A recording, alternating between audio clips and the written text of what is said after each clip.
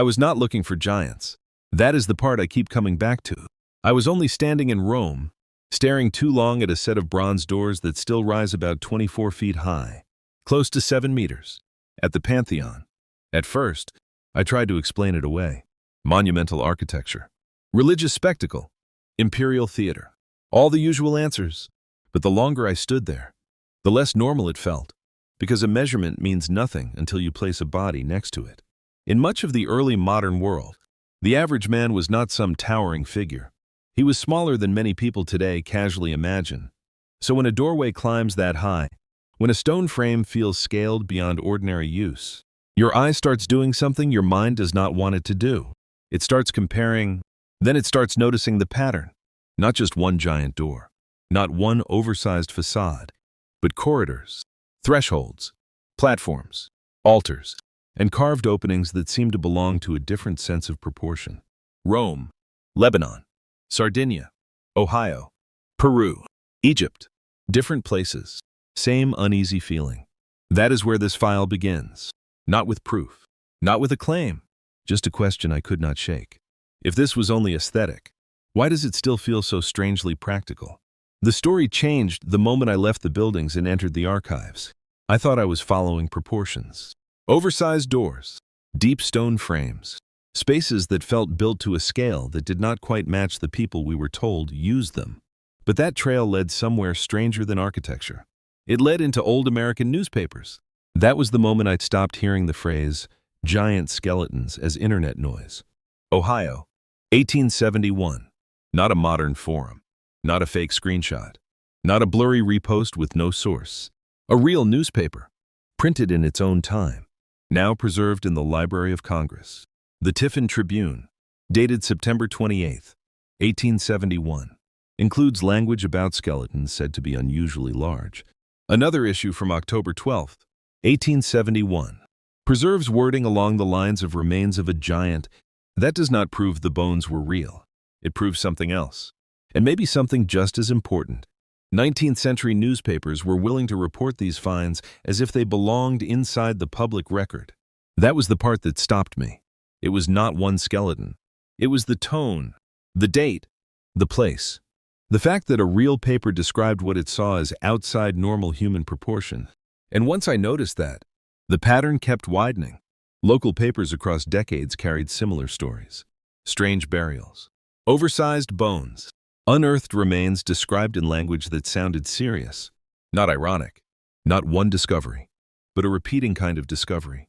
Of course, newspapers could exaggerate. Measurements could be wrong.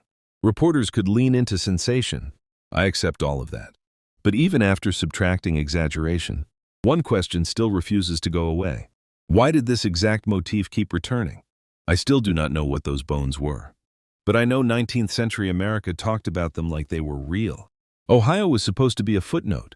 I came here because of old newspaper fragments, a few reports, a few strange lines about oversized bones and remains described in terms that should have been easy to dismiss. But the deeper I looked, the less Ohio felt like a place of isolated stories.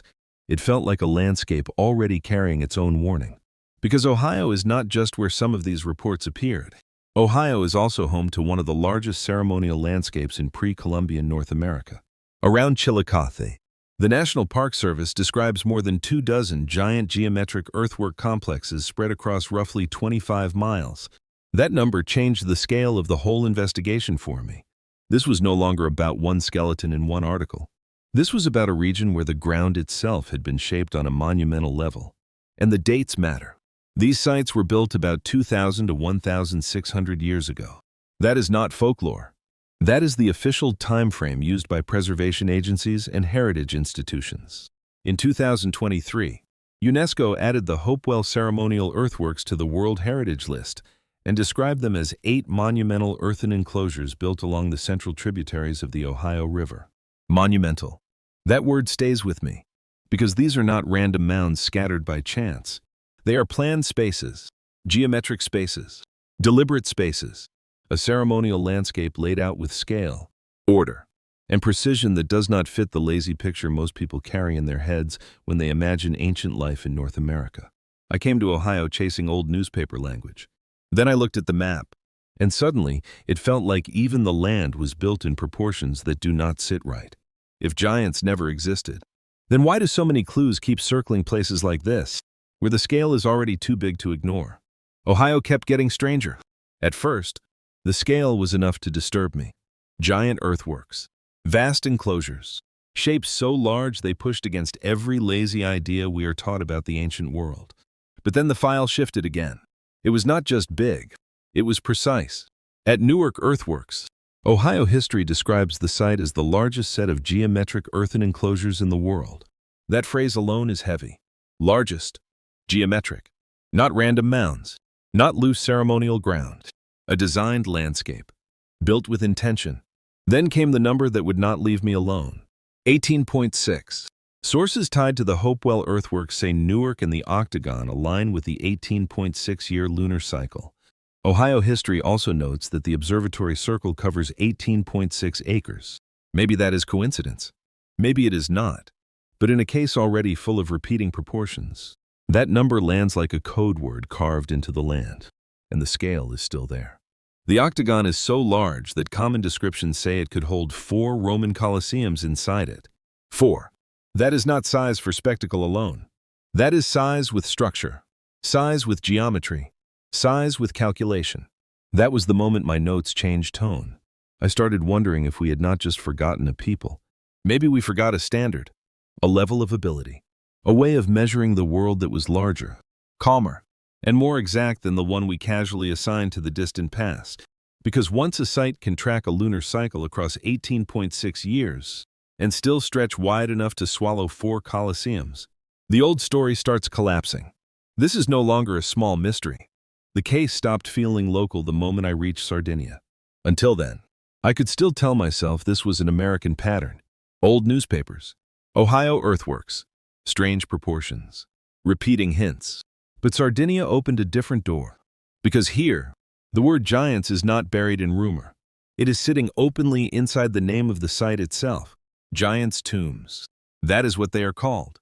In Sardinia, official heritage and tourism sources describe these as neuralgic funerary monuments dating to the Bronze Age, roughly 1800 to 1000 BCE.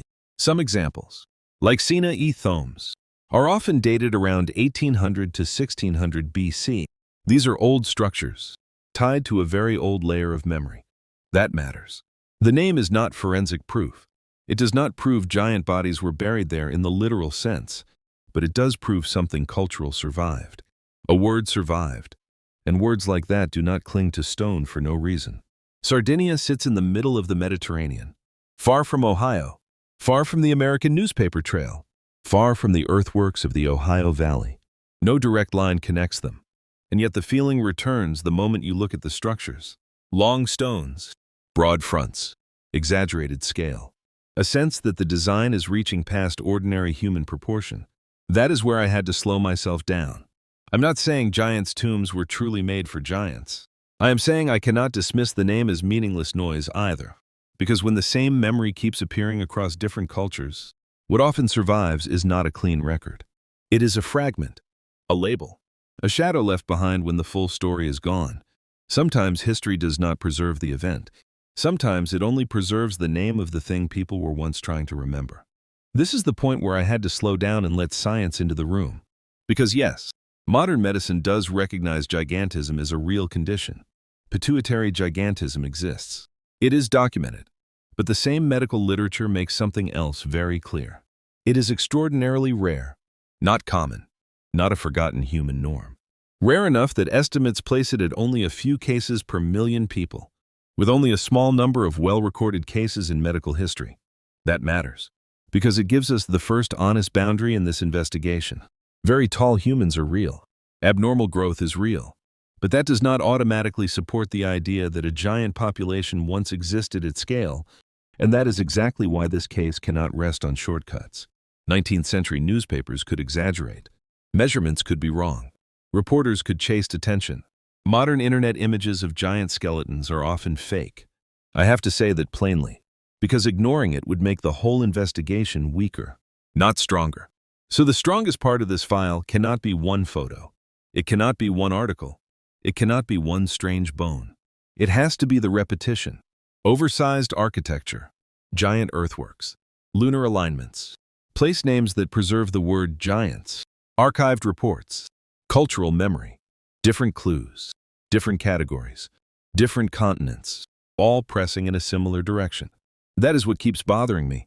Science may explain some cases. Journalism may distort some cases. Hoaxes may contaminate some cases. But the more layers I strip away, the more I feel an unusual core still sitting there underneath all of it. So the question has changed for me. It is no longer simply, were giants real? It is this. Why do so many cultures, so many places, and so many scattered records keep pointing back toward the same unsettling idea?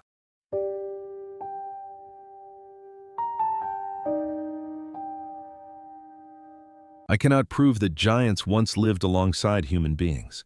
After everything in this file, that is still the most honest sentence I can say. I do not have a complete chain of evidence. I do not have a preserved body that settles the question. I do not have a clean archive that survives from beginning to end without gaps, contradictions, or damage.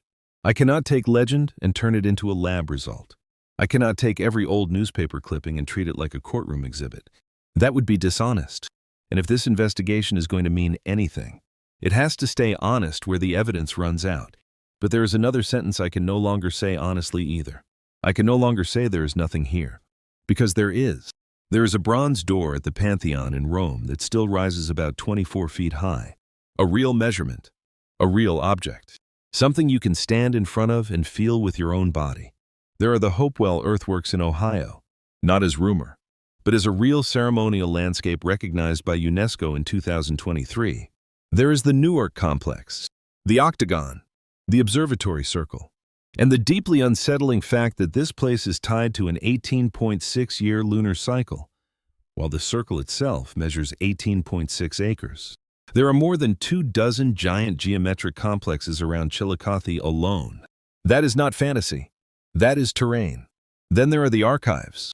There are real American newspapers from 1871, preserved by the Library of Congress, describing skeletons said to be unusually large and even using language like remains of a giant. And there are Smithsonian records admitting something even more uncomfortable than a missing bone. That final printed mound exploration reports could sometimes contain less detail and important differences compared with the original field notes. That part stays with me. Not because it proves a conspiracy, not because it proves giants, but because it proves the record is not as clean and complete as we like to pretend. So no, I cannot close this case with certainty. Maybe giants were only biological rarities, later exaggerated by rumor. Maybe they were memories turned into myth. Or maybe they are fragments of a much larger history that survived only in broken forms. A name, a newspaper line, a monument, a proportion that still feels wrong. I cannot prove the final answer. But I also cannot go back to seeing the old world the way I used to. And maybe that is where real investigations begin. Not with perfect evidence, but with one detail that refuses to behave like nothing.